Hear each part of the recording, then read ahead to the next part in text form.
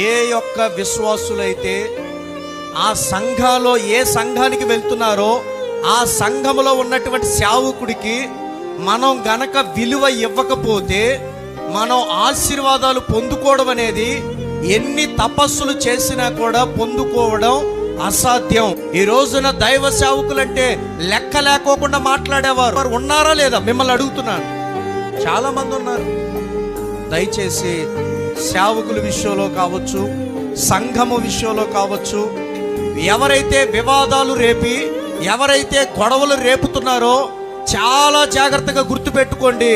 నీ ఫ్యామిలీ కావచ్చు, నీవు చేస్తున్న చేతి కష్టార్జితం కావచ్చు, చాలా శాపాన్ని అనుభవించాల్సినటువంటి పరిస్థితి ఏర్పడిందని. నాటి సంఘము ఎందుకు అంత దీవించబడింది, ఉజ్జీవింపబడింది అంటే వాళ్ళు ఏం చేసేవారంటే దైవ సేవకుల్ని భయం